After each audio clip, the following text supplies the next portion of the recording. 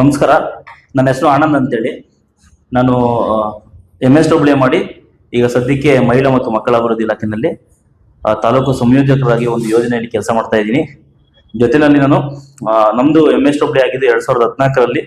14ರಿಂದ ಇವತ್ತರೆಗೂ ಕೂಡ ಒಂದು ಅಂಧರ ಸಂಸ್ಥೆಗಳಲ್ಲಿ ಕೆಲಸ ಮಾಡಿಕೊಂಡು ಈಗ ಪ್ರಸ್ತುತ ನಮ್ಮ ಒಂದು ಕರ್ನಾಟಕ ರಾಜ್ಯ ಸರ್ಕಾರಿ ನೌಕರರ ಸಂಘ ಮತ್ತೆ ಸಹಕಾರ ಸಂಘ ಏನು ಎರಡು ಸಂಸ್ಥೆಗಳಿದೆ, ಅಲ್ಲಿ ಒಂದು ಸ್ವಯಂ ಸೇವೆ ಒಂದು ಸಿಬ್ಬಂದಿಯಾಗಿ ಕೆಲಸ ಮಾಡ್ಕೊಡ್ತಾ ಇದ್ದೀನಿ. ಅವ್ರಿಗೂ ಕೂಡ ಒಂದು ಸಹಾಯ ಮಾಡ್ತಾ ಇದ್ದೀನಿ.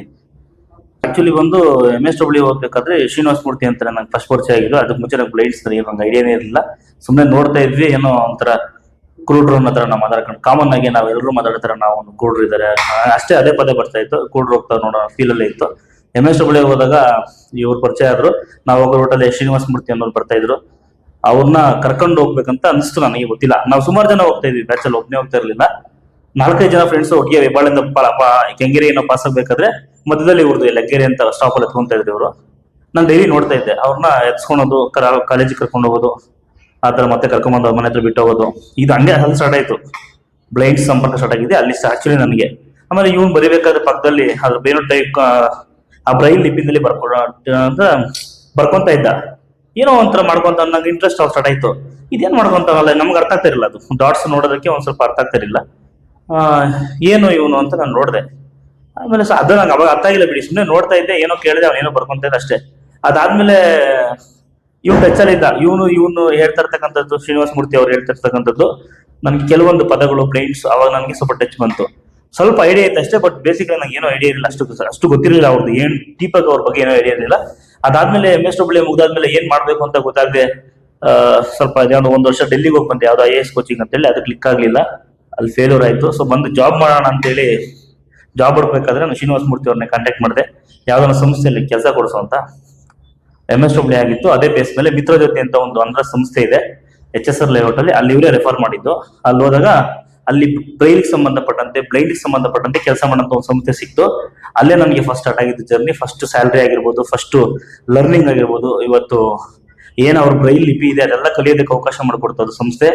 ಅಲ್ಲಿ ಸ್ಟಾರ್ಟ್ ಆಗಿದ್ದ ಜರ್ನಿ ಇವತ್ತರೆಗೂ 2014ರಲ್ಲಿ 2015ರಲ್ಲಿ ಸ್ಟಾರ್ಟ್ ಆಗಿದ್ದ ಜರ್ನಿ ಅವ್ರ ಜೊತೆ ಇವತ್ತರೆಗೂ ಅಂದ್ರೆ ಅಂದ್ರ ಜೊತೆ ನಡೀತಾ ಇದೆ ಆಕ್ಚುಲಿ. ಅದು ಸರ್ ಎಷ್ಟು ವರ್ಷದಲ್ಲಿ ಕಲ್ತ್ರಿ? ಸರ್ ಒಂದು ಇಲ್ಲಿ ವರ್ಷನೂ ತಗೊಂಡಿಲ್ಲ ಸರ್. ಆಲ್ಮೋಸ್ಟ್ ಒಂದು ನಾವು ಅವ್ರ ತರ ಟಚ್ ಅಂಡ್ ಫೀಲ್ ಅಲ್ಲಿ ಓದಲ್ಲ, ನಮ್ಗದು ಬರೋದಿಲ್ಲ. ಬಟ್ ನಮ್ಗದು ಅನಿವಾರ್ಯ ಇಲ್ಲ ಟಚ್ ಅಂಡ್ ಫೀಲ್ ಮಾಡೋದು. ನನಗೆ ಕಣ್ಣಲ್ಲಿ ನೋಡ್ಕೊಂಡು ಓದ್ತೀನಿ ನಾನು. ಈಗ ನಮ್ಗೆ ಒಂದು ಸಾಫ್ಟ್ವೇರ್ ಇರ್ತವೆ, ಆ ಸಾಫ್ಟ್ವೇರ್ ಅಲ್ಲಿ ಕನ್ವರ್ಟ್ ಮಾಡೋಂಥದ್ದು, ಸಾಫ್ಟ್ ಕಾಪಿ ಮಾಡಿ ಕನ್ವರ್ಟ್ ಮಾಡಿ ಬ್ರೈಲ್ ಬುಕ್ಸ್ ಮಾಡೋಂಥದ್ದು. ನಮ್ಗೆ ಕಣ್ಣಲ್ಲಿ ಏನಾದ್ರು ಕರೆಕ್ಷನ್ಸ್ ತಪ್ಪಾಗಿರೋ ನೋಡ್ತೀವಿ, ಅದ್ರಲ್ಲೂ ಸೇಮ್ ನಮ್ ತರನೇ ಡಾಟ್ಸ್ ಇರ್ತವೆ. ಕಣ್ಣಲ್ಲೇ ನಾನು ನೋಡ್ಬಿಟ್ಟು ಕರೆಕ್ಷನ್ ಮಾಡ್ತಾ ಇತ್ತು. ನನಗೆ ಕಣ್ಣಲ್ಲೇ ಓದಕ್ ಬರುತ್ತೆ, ಅವ್ರ ತರ ಮುಟ್ಟಿ ಓದಕ್ಕೂ ನಮ್ಗೆ ಬರಲ್ಲ. ನಮ್ಗದು ಅದು ಅನಿವಾರ್ಯ ಇಲ್ಲ ನಾವು ಕಲಿಯುವಂಥದ್ದು. ಸೊ ನಾವು ಅದು ಏನ್ ಬೇಕು ನನಗೆ ಬುಕ್ಸ್ ಮಾಡೋದಕ್ಕೆ ಅಷ್ಟು ನಾನು ಕಲ್ತ್ಕೊಂಡೆ, ಅದನ್ನ ಮಾಡ್ತಾ ಬಂದೆ. ಜಸ್ಟ್ ಒಂದು 3 months ಅಲ್ಲಿ ಕಲ್ತ್ವಿ ನಾವು ಅದನ್ನ.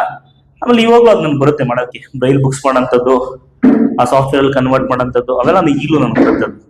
ಸರ್ ನಮಗೆ ನಾರ್ಮಲ್ ಆಗಿ ಓದೋದು ಈ ಬ್ರೈಲ್ ಏನು ವ್ಯತ್ಯಾಸ? ಏನು ವ್ಯತ್ಯಾಸ ಇರಲ್ಲ ಸರ್, ಸೇಮ್ ಇರ್ತದೆ. ಸೊ ನಾವು ನಮ್ದೇ ಆದ ಒಂದು ಭಾಷೆನಲ್ಲಿ ಓದ್ತಾ ಇರ್ತೀವಿ, ಅವರು ಕೈಯಲ್ಲಿ ಮುಟ್ಟಿ ಓದ್ತಾ ಇರ್ತಾರೆ ಸರ್. ಕಂಟೆಂಟ್ ಸೇಮ್ ಇರ್ತದೆ, ಏನು ವ್ಯತ್ಯಾಸ ಇರಲ್ಲ. ನಾವು ಕನ್ನಡದ ನಮ್ಮ ಭಾಷೆನಲ್ಲಿ ನಾವೇನು ಓದ್ತಾ ಇರ್ತೀವಿ, ಅವ್ರ ಭಾಷೆನಲ್ಲಿ ಓದ್ತಾ ಇರ್ತಾರೆ. ಬಿಟ್ಟರೆ ಕಂಟೆಂಟ್ ಅಲ್ಲಿ ವಿಷಯದಲ್ಲಿ ಏನು ವ್ಯತ್ಯಾಸ ಇರಲ್ಲ. ಆ ಒಂದು ನೋಡೋದಕ್ಕೆ ಮಾತ್ರ ನಮ್ಮಲ್ಲಿ ಒಂದು ಟೆಕ್ಸ್ಟ್ ತರ ಇರುತ್ತೆ, ಅವ್ರಿಗೆ ಡಾಟ್ ತರ ಇರುತ್ತೆ ವ್ಯತ್ಯಾಸ ಬಿಟ್ಟರೆ ನೋಡೋದಕ್ಕೆ. ಬಟ್ ವಿಷಯದಲ್ಲಿ ಯಾವುದೇ ವ್ಯತ್ಯಾಸ ಇರೋದಿಲ್ಲ. ಅಂದ್ರೆ ಸಹಜವಾಗಿ ನಮ್ಗೆ ಅಕ್ಷರ ಅನ್ಸುತ್ತೆ, ಅವರಿಗೆ ಡಾಟ್, ಅವರು ಹುಟ್ಟಿ ಅದನ್ನ ಅದೇನು ಕಂಡಿರ್ತಾರೆ, ನಾವು ಕಣ್ಣಲ್ಲಿ ನೋಡಿ ತಗೊಂತೀವಿ ಅಷ್ಟೇ ವ್ಯತ್ಯಾಸ. ಬಿಟ್ಟರೆ ವಿಷಯ ಚೇಂಜ್ ಆಗಲ್ಲ, ವಿಷಯ ಸೇಮ್ ಓದ್ತಾ ಇರ್ತೀವಿ. ನಾವೇನು ನಮ್ಮ ನಾರ್ಮಲ್ ಭಾಷೆಯಲ್ಲಿ ನಾವು ಮಾಡಿರ್ತಿಲ್ಲ ಅದೇ ಬುಕ್ಸ್ ನ ಅವ್ರಿಗೆ ಆ ಬ್ರೈಲಲ್ಲಿ ಮಾಡ್ಕೊಟ್ಟಾಗ ವಿಷಯ ಸೇಮ್ ಇರ್ತದೆ. ಅವ್ರು ಓದೋದು ಸೇಮೆ, ನಾವು ಓದೋದು ಸೇಮೆ, ಓದೋ ರೀತಿಯಲ್ಲಿ ವ್ಯತ್ಯಾಸ ಇರ್ತದೆ ಅಷ್ಟೇ. ಸರ್ ಇವಾಗ ನಮ್ಗೆಲ್ಲ ಸ್ಕೂಲಲ್ಲಿ ವಿಜ್ಞಾನ, ಸಮಾಜ, ಗಣಿತ, ಇಂಗ್ಲಿಷು, ಕನ್ನಡ ಈ ರೀತಿಯ ಭಾಷೆಗಳು ಇರುತ್ತೆ. ಇವರ ಒಂದು ಓದಿಗೂ ನಮ್ಮ ಓದಿಗೂ ಸೇಮ್ ಇರುತ್ತಾ ಅಂದ್ರೆ ಸಬ್ಜೆಕ್ಟ್? ಸರ್ 100% ಸಿಲೆಬಸ್ ಚೇಂಜ್ ಇಲ್ಲ ಸರ್. ಅವ್ರಿಗೆ ಸಪರೇಟ್ ಬ್ರೈಲ್ ಓದ್ತಾರೆ ಅಂತ ಹೇಳ್ಬಿಟ್ಟು ಅವ್ರಿಗೆ ಏನು ಸರ್ಕಾರ ಸಪರೇಟ್ ಸಿಲೆಬಸ್ ಅನ್ನು ಕೊಟ್ಟಿಲ್ಲ. ಸೇಮ್ ಸಿಲೆಬಸ್ ನ ಅವರು ಆ ಭಾಷೆನಲ್ಲಿ ಓದ್ತಾರೆ ಅಷ್ಟೇ, ಬ್ರೈಲ್ ಲಿಪಿನಲ್ಲಿ ಓದ್ತಾರೆ. ಈಗ ಎಕ್ಸಾಂಪಲ್ ನಾನು ಮಿತ್ರ ಜೊತೆ ಸಂಸ್ಥೆಯಲ್ಲಿ ಕೆಲಸ ಮಾಡ್ಬೇಕಾದ್ರೆ ನಾವು 1ರಿಂದ PUC ತನಕ ಅದೇನ್ ಸರ್ಕಾರದ ಪಠ್ಯ ಪುಸ್ತಕಗಳಿದ್ವು, ಸರ್ಕಾರದ ಪಠ್ಯ ಪುಸ್ತಕಗಳನ್ನ ನಾವು ಅವ್ರ ಭಾಷೆಗೆ ಬ್ರೈಲ್ಗೆ ಕನ್ವರ್ಟ್ ಮಾಡಿ ಇಡೀ ಎಲ್ಲಾ ಸರ್ಕಾರಿ ಶಾಲೆಗಳಿಗೆ ಉಚಿತವಾಗಿ ಕಳಿಸ್ಕೊಡ್ತಾ ಇದ್ವಿ ಸರ್. ನಮ್ದು ಆ ಕೆಲಸ ಅವಾಗಿತ್ತು. ಎಲ್ಲಾ ಶಾಲೆಗಳು ಫ್ರೀಯಾಗಿ ಕಳಿಸ್ಕೊಡ್ತಾ ಇದ್ವಿ ನಾವು. ಆಂಧ್ರ ಶಾಲೆಗಳಾಗಿರ್ಬೋದು, ಕರ್ನಾಟಕದಾದ್ಯಂತ ಪೂರ್ತಿ ಎಲ್ಲ ಸರ್ಕಾರಿ ಶಾಲೆಗಳು ಕೂಡ ಬ್ರೈಲ್ ಬುಕ್ಸ್ ಗಳನ್ನ ಅದೇ ಸಿಲೆಬಸ್ ನ ನಾವು ಬ್ರೈಲ್ ಬುಕ್ಸ್ ಆಗಿ ಕನ್ವರ್ಟ್ ಮಾಡಿ ಕಳ್ಸಿಕೊಟ್ಟಿದ್ವಿ ಸರ್. ಸುಮಾರು ಲಕ್ಷಾಂತರ ಬುಕ್ಸ್ ನಾವು ಕಳ್ಸಿಕೊಟ್ಟಿದ್ವಿ. ನಮ್ದು ಮೇಜರ್ ವರ್ಕ್ ಅದು, ನಾನು ಮಾಡಿರ್ತಕ್ಕಂಥದ್ದು ಕೆಲಸದಲ್ಲಿ. ಇವತ್ತು ಕೂಡ ಅವತ್ತು ನಾವು ಮಾಡಿರೋ ಸಾಫ್ಟ್ ಕಾಪಿಗಳನ್ನ ಅಲ್ಲಿ ಬಳಸ್ತಾ ಇದ್ದಾರೆ. ಇವತ್ತು ಹೊಸಬ್ರು ಚೇಂಜ್ ಆಗಿ ಕೆಲಸ ಮಾಡ್ತಿರ್ಬೋದು ಅಷ್ಟೇ, ಬಟ್ ಸಾಫ್ಟ್ ಕಾಪೀಸ್ ಎಲ್ಲ ನಾವು ಮಾಡಿರೋದೇ ಇದೆ ಸರ್ ಅಲ್ಲಿ. ಇಂದನೆ ಅದು ಕೂಡ ಶ್ರೀನಿವಾಸ ಮೂರ್ತಿ ಅಂತ ನನ್ನ ಫ್ರೆಂಡ್, ಇವ್ರ ಕಡೆಯಿಂದ ನಾನು ಎಷ್ಟೊಂದು ವಿಷಯಗಳನ್ನ ಕಲಿತೆ. ಇವತ್ತು ನಾನು ಆಕ್ಚುಲಿ ಕಲ್ತಿದ್ದ ಅವನಿಂದಾನೆ, ಬಟ್ ಇವತ್ತು ಅವನಿಗಿಂತ ಚೆನ್ನಾಗಿ ಇಲ್ಲಿ ಜಾಸ್ತಿ ಕಲ್ತು ಏನೇನೋ ಮಾಡ್ತಾ ಇದೀವಿ. ಇವತ್ತು ಕಂಪ್ಯೂಟರ್ ಆಗಿರ್ಬೋದು, ಟೆಕ್ನಾಲಜಿನಲ್ಲಿ ಸುಮಾರು ವಿಷಯಗಳು ನಾವು ಮಾಡ್ತೀವಿ. ಇವತ್ತು ನಮ್ಗೆ ಒಂದು ಆಫೀಸಲ್ಲಿ ಆಗಿರ್ಬೋದು, ಬೇರೆ ಕಡೆ ಎಲ್ಲ ಕಡೆ ಒಂದು ಗ್ರಿಪ್ ಇದೆ ಅಂದ್ರೆ ನಾನು ಆ ಒಂದು ಕಂಪ್ಯೂಟರ್ ಒಂದು ಕಲ್ತಿರೋಂಥ ಕೆಲಸಗಳು, ಆ ಕೆಲಸಗಳು ಹೇಳ್ಕೊಟ್ಟಿದ್ದು ನಂಗೆ ಶ್ರೀನಿವಾಸ ಮೂರ್ತಿ ಸರ್. ಅವಳಿಂದ ನಾನು ಕಲ್ತಿರೋದು. ಬಟ್ ಇವತ್ತು ನನಗೆ ಎಲ್ಲ ಕಡೆನೂ ಒಂದ್ ಒಳ್ಳೆ ಗ್ರಿಪ್ ಇದೆ ಕೆಲಸದಲ್ಲಿ, ಒಂದ್ ಒಳ್ಳೆ ರೆಸ್ಪೆಕ್ಟ್ ಕೊಡ್ತಾರೆ. ಎಲ್ಲ ಕೆಲಸ ಏನೇ ಆದ್ರೂ ನನಗೆ ಹೇಳ್ತಾರೆ ಅಂದ್ರೆ, ಸೊ ನನ್ಗೆ ಕಲ್ತಿದ್ದು ಅವರಿಂದಾನೆ ಸರ್. ಅವ್ರಿಗೆ ತುಂಬಾ ಚೆನ್ನಾಗಿ ಬರುತ್ತೆ, ನಮಗಿಂತ ಚೆನ್ನಾಗಿ ಬರುತ್ತೆ ಸರ್. 100% ಅವ್ರಿಗೆ ಟೆಕ್ನಾಲಜಿನಲ್ಲಿ ನಮಗಿಂತ ಚೆನ್ನಾಗಿ ನಾಲೆಜ್ ಇದೆ ಸರ್. ಸರ್ ಅದೇ ಸರ್, ಈಗ ನನ್ಗೆ ಒಂದೇನಂದ್ರೆ ಸರ್, ನನ್ನ ಮನಸ್ಸಲ್ಲಿ ಈಗ 2017 ಸ್ಟಾರ್ಟ್ ಆಗಿದ್ದು ಜರ್ನಿ ಇವ್ರ ಜೊತೆ. ಆಕ್ಚುಲಿ ನನಗೆ ಅಂದ್ರೆ 2015ರಿಂದ ಒಂದು ಖಾಸಗಿ ಸಂಸ್ಥೆಯಲ್ಲಿ, ಆಂಧ್ರ ಸಂಸ್ಥೆಯಲ್ಲಿ ಮಾಡಿದೆ. 2017ರಿಂದ ಇವ್ರದ್ದು ನೌಕರರ ಸಂಘದಲ್ಲಿ ಸ್ಟಾರ್ಟ್ ಮಾಡಿದೆ ನನ್ನ ಜರ್ನಿನ.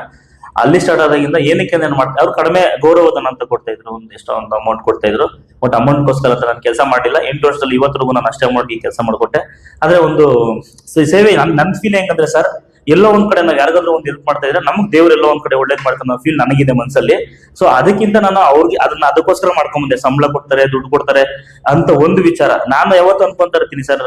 ಇವ್ರಿಗೆ ಸೇವೆ ಮಾಡೋದಕ್ಕೆ ನನ್ನ ಲೈಫಲ್ಲಿ ನಮ್ಗೆ ಆರ್ಥಿಕವಾಗಿ, ಸಾಮಾಜಿಕವಾಗಿ, ಸಾಂಸಾರಿಕವಾಗಿ ಎಲ್ಲೇ ಆಗ್ಲಿ ಸರ್, ಕೌಟುಂಬಿಕವಾಗಿ ನಮ್ಗೆ ಯಾವುದೇ ಸಮಸ್ಯೆ ಬಂದಿಲ್ಲ. ನಾವು ಖುಷಿಯಾಗಿದ್ದೀವಿ, ಆರೋಗ್ಯವಾಗಿ ಅಷ್ಟೇ. ಇವತ್ತಿಗೂ ಅಷ್ಟೇ ಯಾವುದೇ ರೀತಿ ಒಂದು ಮೇಜರ್ ಸಮಸ್ಯೆಗಳಂತ ಬಂದಿಲ್ಲ ಸರ್. ಅದಕ್ಕೆ ನಾನು ಒಂದು ಹೆಲ್ಪ್ ಅನ್ನ ಮಾಡ್ಕೊಂಡ್ ಬರ್ತಾ ಇದ್ದೀನಿ.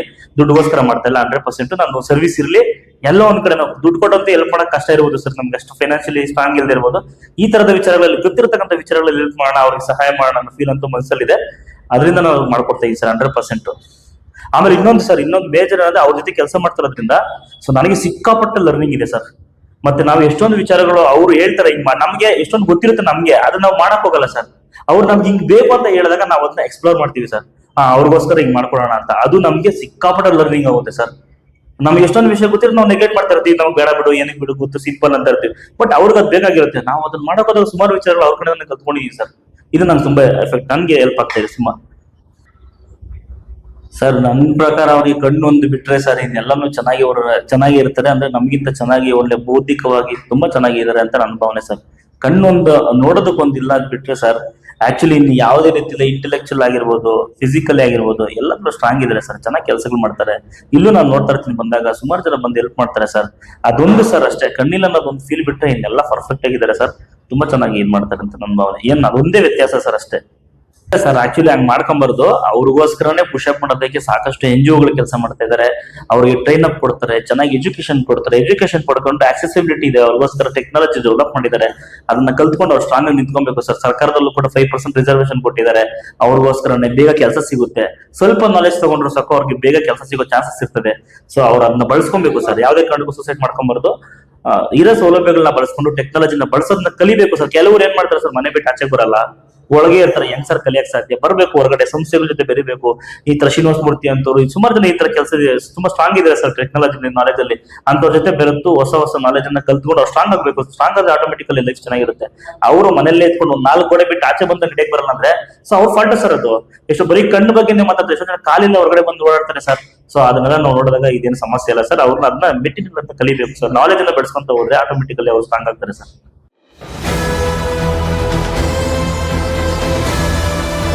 ನಿಮ್ಮ ವಾಣಿ, ಇದು ಕನ್ನಡಿಗನ ಧ್ವನಿ.